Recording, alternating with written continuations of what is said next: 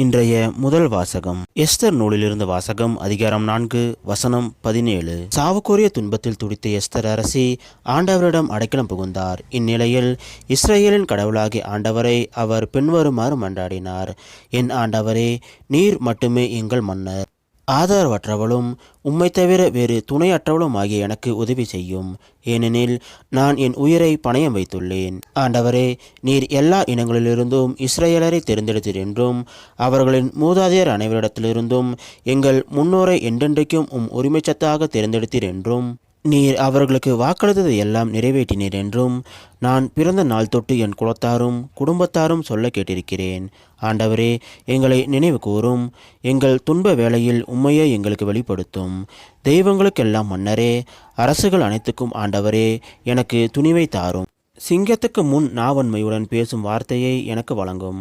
எங்களுக்கு எதிராக போரிடுபவனை மன்னர் வெறுக்கச் செய்யும். இதனால் அவனும் அவனை சேர்ந்தவர்களும் அழியச் செய்யும். ஆண்டவரே, உமது கைவன்மையால் எங்களை காப்பாற்றும்.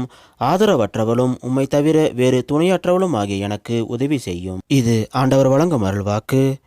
இறைவா, உமக்கு நன்றி.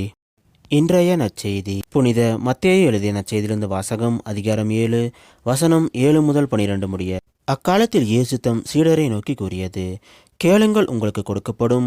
தேடுங்கள், நீங்கள் கண்டடைவீர்கள்.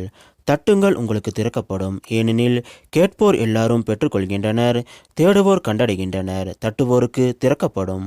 உங்களுள் எவராது ஒருவர் அப்பத்தை கேட்கும் தம் பிள்ளைக்கு கல்லை கொடுப்பாரா? அல்லது பிள்ளை மீன் கேட்டால் பாம்பை கொடுப்பாரா? தீயோர்களாகிய நீங்களே உங்கள் பிள்ளைகளுக்கு நன்கொடைகள் அளிக்க அறிந்திருக்கின்றீர்கள். அப்படியானால் விண்ணுலகில் உள்ள உங்கள் தந்தை தம்மிடம் கேட்போருக்கு இன்னும் மிகுதியாக நன்மைகள் அளிப்பார் அல்லவா? ஆகையால் பிறர் உங்களுக்கு செய்ய வேண்டும் என விரும்புகிறவற்றை எல்லாம் நீங்களும் அவர்களுக்கு செய்யுங்கள். இறைவாக்குகளும் திருச்சட்டமும் கூறுவது இதுவே. இது கிறிஸ்து வழங்கும் நற்செய்தி. கிறிஸ்துவே, உமக்கு புகழ்.